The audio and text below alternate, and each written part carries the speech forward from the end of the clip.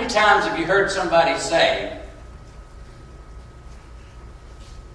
well, the wisdom of God is foolishness to man? You say, that's a crazy idea you got there. That doesn't match logic. That doesn't fit the way the world is. They got pictures from outer space showing that this world is round. I mean, it's not flat. And they say, well, the wisdom of God is foolishness to man. What can you say to that? Unfortunately, there's a pretty broad anti-intellectual tendency that goes through the Christian church. And this should never have happened.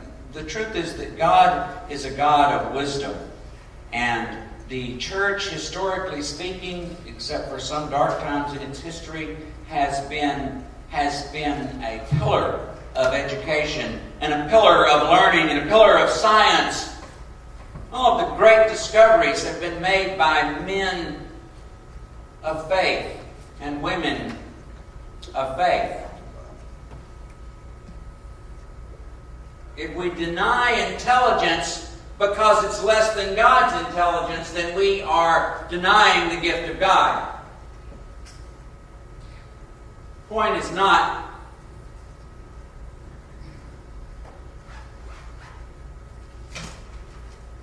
that our foolishness is God's wisdom. That is not how this works. In fact, it's exactly the opposite of that. Our wisdom is God's foolishness. 1 Corinthians 3:18 says, do not deceive yourselves. If you think that you are wise in this age, you should become fools that you may become wise. That doesn't mean reject learning. It means understand the limits of our learning. For the wisdom of this world is foolishness with God. For it is written, He catches the wise in their craftiness. And again, the Lord knows the thoughts of the wise, that they are futile.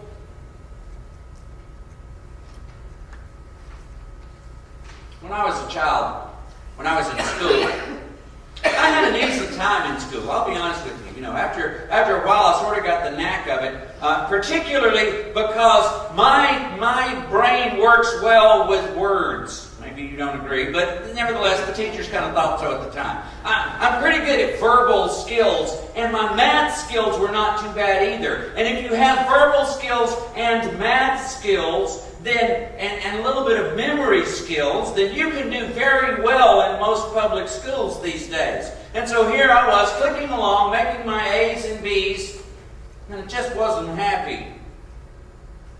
I mean, here were these other people that were C and D students, and they were happy, and they were getting along together, and they were having a good time, and I was like, that's not fair. That smart people are not happy, and stupid people are happy. And I started getting a sense that they must not be stupid if they're happy.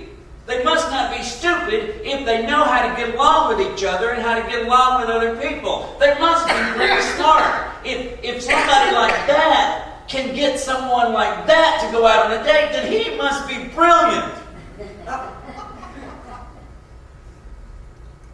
And that's when I started getting a sense that there's more to intelligence than talking and adding up. There's more to intelligence than verbal skills and numerical skills. There's really more to it than that, and there actually is. Musical skills. You may have noticed that music is a skill. Music is related to a kind of intelligence. Social skills. That ability to get along with other people, that ability to read somebody's face and to read their body language and to understand where their heart is coming from, that is an intelligence. Every bit as much an intelligence as a verbal skill or a mathematical skill. That's an intelligence, an intuitiveness, in this non-verbal sense of understanding the world is an intelligence. There were people when I was growing up that they seemed to be dumb as a stump, and yet they could sure catch a baseball, and they could throw a BB and knock a fly out of the air. And you're like, how in the world do they do that? Because athletic ability, coordination, is an intelligence. It takes a lot of brain power to do that. There's no such thing as a dumb job. If you're a good job, you must be brainy. Your skill is not verbal. Therefore, you don't brag about yourself. People don't know how intelligent you are until they see you hit the baseball. Then they know. That's why you'll make a few $1 million. Is an intelligence. So the fact that I was arrogant or proud of my particular intelligence because it happened to be verbal and it happened to be mathematical and it happened to show up on the report card, that was all well and good. But I knew even at that early age that there was something different. And now, as psychologists study the brain and learn, sure enough, we've all got basically the same number of units of intelligence. It's just that it's all distributed differently. Some people can draw and sketch. I can't do that. Some people cannot put a sentence together. I'm pretty good at that. Some people can remember what happened the day they were born. My memory's not there. There's some brilliant people that you wouldn't know it to hear them talk. You have to see what they're good at. You have to see their gift in action to understand it. Let me read from James. James is considered to be the brother of Jesus, a very short letter. I invite you and encourage you all to read it. It comes after the letters of Paul, after Hebrews, then you've got James. It's just 4 chapters, or 5 chapters, or what is it? 5 chapters. It's just 5 chapters. It's pretty short. But if you're familiar with the things that Jesus said and you read that, you'll say, yeah, this probably was his brother. This probably is somebody that heard him over and over and over, and now later in life can make sense of what he was saying. James 3:13, who is wise and understanding among you? Show it by your good life, that your works are done with gentleness born of wisdom.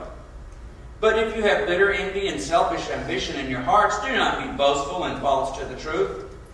Such wisdom does not come down from above, but is earthly, unspiritual, devilish.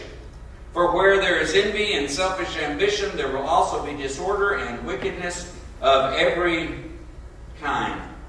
But the wisdom from above is first pure, then peaceable, gentle, willing to yield, full of mercy and good fruits, without a trace of partiality or hypocrisy. And a harvest of righteousness is sown in peace for those who make peace. How many times do we see somebody and we know that in some sense, particularly in the worldly sense of, and I don't want to denigrate education. We all need to get a strong education. But in the sense of book learning, in the sense of verbal skills, in the sense of what they've read and remember and understand, in the sense of their exposure to culture and their exposure to literature and their exposure to learning and education, you say, this person is a genius, this person is brilliant, and then they do the dumbest things. They run people off, or they have a silly argument, or they can't seem to stay married, or they can't seem to get along with their own children. They're lacking intelligence. They are lacking wisdom. Now, if we don't develop all of our skills,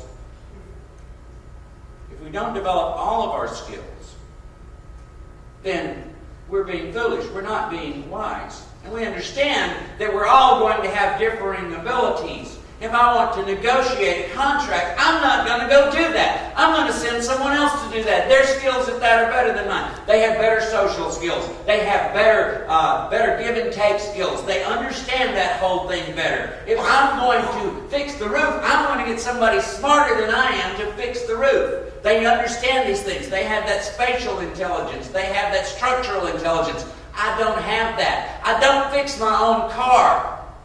I'm not smart enough to do that. I have people that are a lot smarter than me at fixing cars, and that's what they do. We all need each other. We all need each other. So what is this earthly, worldly, wicked, evil? What is that kind of intelligence? What is that wisdom? Well, it tells us right here, if you have bitter envy, that is, you expect everyone else to be worse than you, or you expect to be better off than everyone else, or you expect to be running the show. And selfish ambition means about the same thing. in your hearts, do not be boastful and false in the truth. Some people are very boastful about their ambition, very boastful about their pride, very boastful about this, well, I think it ought to be so-and-so, and I will not be moved. I will not back down. I'm going to have it my way. That's not wise. Such wisdom does not come from above, but is earthly, unspiritual, and devilish. For where there is envy and selfish ambition, once again, there will also be disorder. They can't seem to organize. They can't seem to get along. They can't seem to negotiate. And wickedness of every kind. But the wisdom that is from above is first pure. Pure meaning it's whole, it's complete, it's all together. A pure loaf of bread is all bread and no chaff. It's all wheat and no chaff. It's a pure loaf of bread. It has pure ingredients. It's unadulterated. A pure wisdom from above is pure. It's unadulterated. It doesn't have this junk thrown in with it, this selfish ambition, this deceit, this envy, this hypocrisy. It doesn't have all of that in it. It's first pure. Then it's peaceable, because it's wise to encourage peace. Wise people seek peace. It's gentle, because wise people don't have to lord it over other people. Wise people don't have to get mean and arrogant and forceful about it. It's gentle. Willing to yield. Willing to yield. A wise person will sometimes let the other person have their way. And Trainer, being a military man, knows full well that it ain't smart if you can't take orders. There are times that we have to be willing to yield. Full of mercy and good fruits. Full of mercy means that I have to let other people make mistakes. I have to see that not everybody has the same skills or the same knowledge or the same tools or the same education. Merciful means that I'm going to let you mess up and not hold it in your face all the time. Merciful means I'm going to let other people learn from their mistakes sometimes. I'm not going to hold a grudge about them. Without a trace. That purity we talked about. A pure loaf of bread that has just a little pin line of dirt going all the way through it. Just a little bit of dirt. It's just a little bit of dirt. No, it's pure. Get the dirt out. What are we getting out of our wisdom? Without a trace of partiality or hypocrisy. Partiality, meaning that, I'm sorry, I only hang with people who have high verbal skills. I only hang with people who have a keen fashion sense. I only hang with people who are educated in my particular religion. I only hang with people who are good at music. I only hang with a certain kind of people.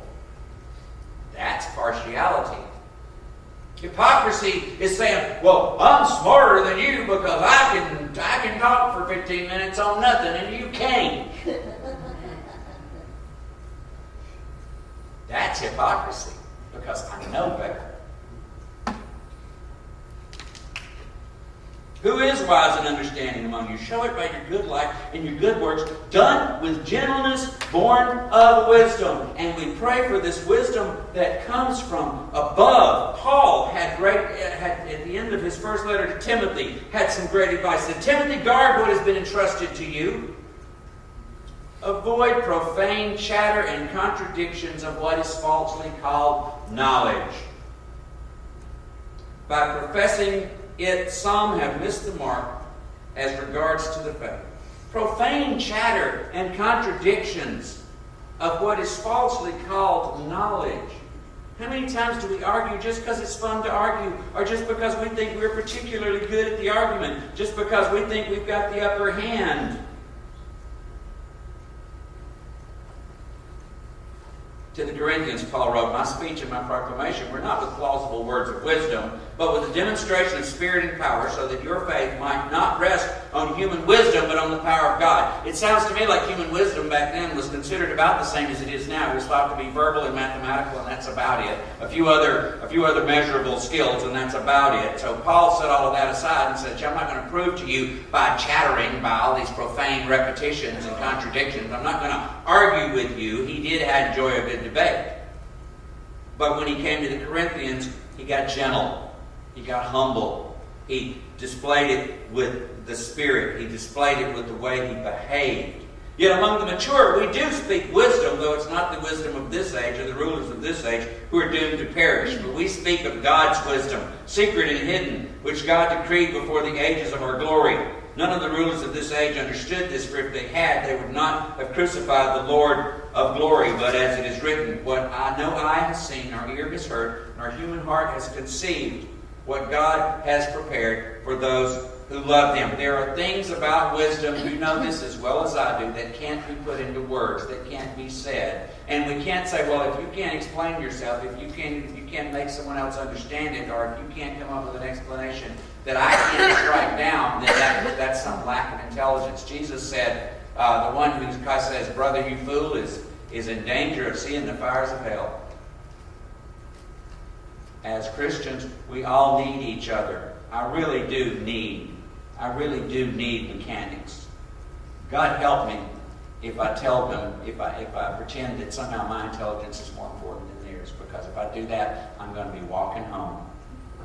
I need people who have culinary intelligence, because otherwise you're going to eat my cooking and it's not going to be any good. I need people who have some fashion sense, otherwise I'll be wearing my polka dot tie and my plaid pants, and you'll all won't be hearing what I say because you're going to be too distracted by the whole mess of my wardrobe. We need each other. We need each other. Don't put yourself down and think that you lack intelligence. Don't do that.